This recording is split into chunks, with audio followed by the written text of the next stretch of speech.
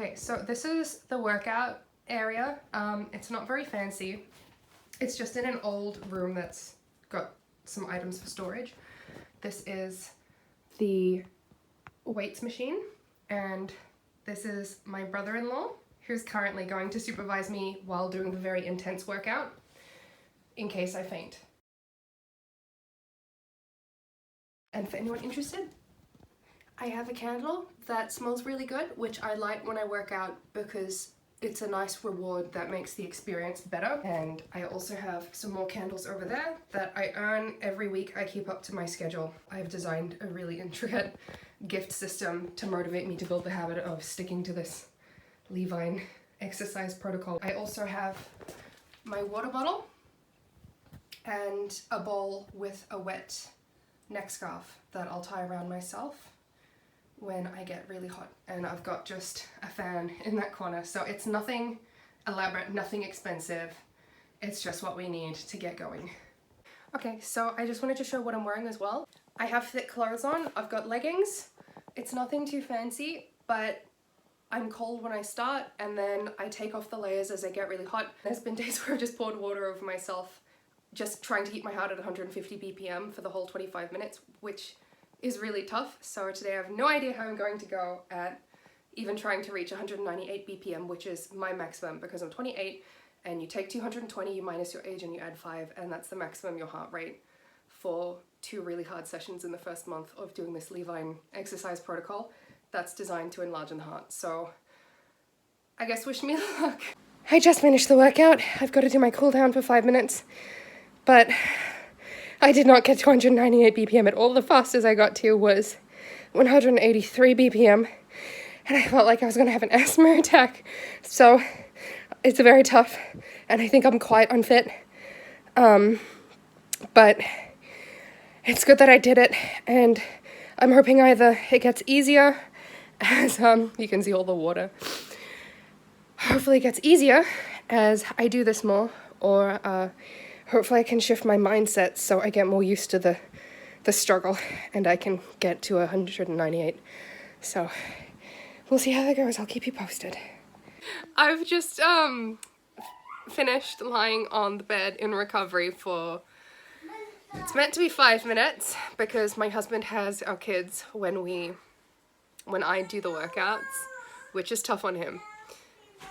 But because like with the warm-up and the cool down and the getting changed and the shower afterwards, it's easily an hour at this point. So when I get later on in the schedule and I'm doing the workout, the actual exercise for 60 minutes per session, plus cool down, warm-up, shower, getting changed, it's going to be a lot of his time, unfortunately, but he's really, really supportive. I feel really grateful for him. He's amazing.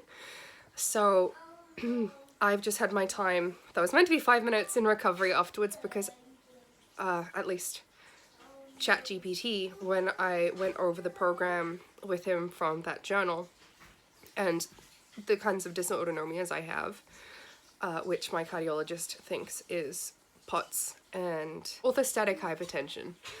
GPT recommended that after the workouts you lie in recovery to try reset the autonomic nervous system a little bit. So I don't trust the AIs. I think that would be foolish because they're pathological liars. At the same time, when they give advice that seems to make sense and can't be harmful, like don't go and replace your salt with sodium bromide, that seems like dangerous, but it's like what would the harm be in lying in recovery afterwards? In fact, I think I may well have come up with that anyway because I'm exhausted. That was really, really tough. I'm actually getting calluses on my palms. I might have to try buy some gloves to do the rowing with. And I had to take my wedding ring off because it was just really uncomfortable on my finger while rowing. Yeah, it's really tough. It's really tough, I think. And I've got to talk another time about the reward system I've put in place to try build the habit. But Dad is having a little bit of trouble with the kids. I think I definitely need a better than normal reward for the 2 times a month. And it goes up to 4, I think, later on. The ones where your heart rate is really high is tough, and it's going to be really tough when I get up to 198 BPM if I get up there, but it's sort of a non-negotiable, so we'll see how we go. For those ones, I need something better than, and I'm pointing here because the gym's in that direction in the house. For those sessions, I need something better than the wet necktie. In retrospect, I need a spray bottle with a fan on it, so when I spray myself, I get extra cool water. I also think I just need a face washer in a cold water that I can actually like take a brief break and sponge myself down, because the necktie didn't do much at all. In fact, I would even be open to ice blocks for the really tough sessions. It's been about 2 years since I've done workouts, but I've never done cardio, and that was really tough. Sorry, I keep saying it's tough. The funny thing is, as I showed on my watch, the fastest my heart rate got up to was 183 BPM, and then I started feeling like my lungs were just on fire and I might have been having an asthma attack, so I had to slow it down. And I think the mean I managed was between 160 and 170 the whole time, which is pretty good for me. 25 minutes of that it's tough. But the funny thing is, it felt so different to normal with POTS in that I mean, you're breathless, but you don't have the brain fog and the dizziness because it's recumbent.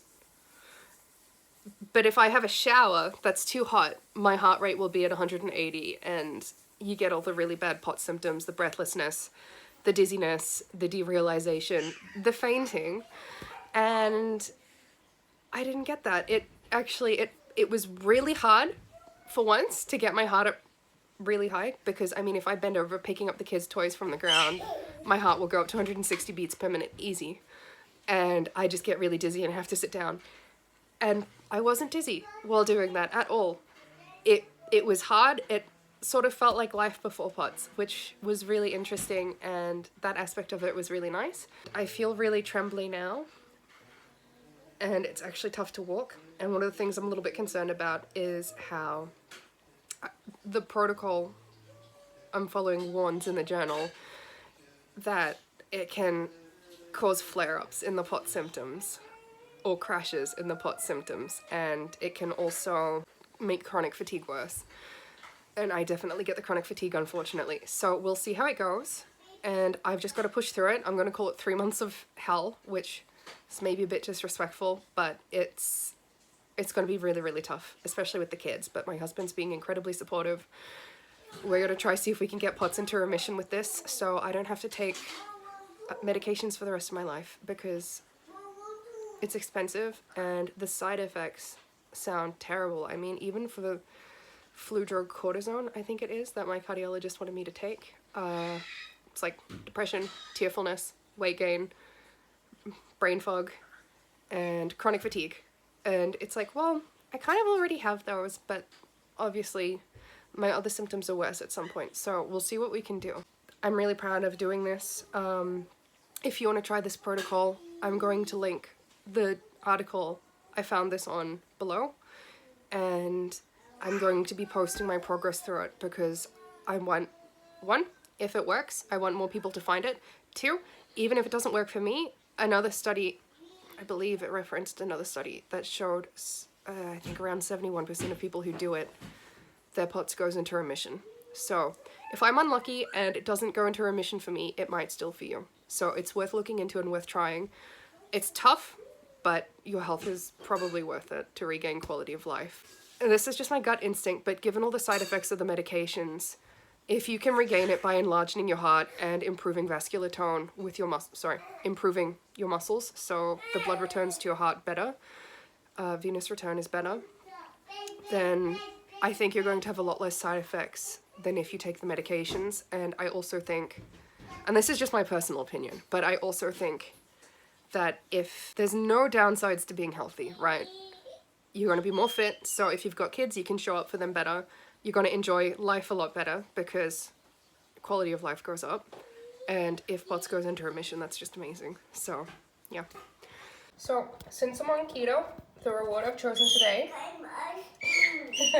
is a little jar full of frozen raspberries.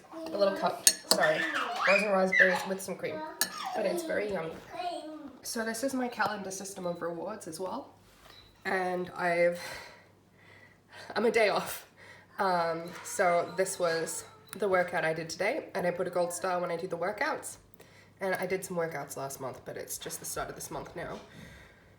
So next workout is recovery, and tomorrow we're going out, so I can't work out then, so just as well I did it today. The goal is when you do a full week of the workouts, and W stands for weights, you get to pick a better reward, such as a candle or a cheap indoor plant that I can decorate the house with, or something that's small and within budget, but a little bit bigger than the other rewards I've designed. Thanks for watching.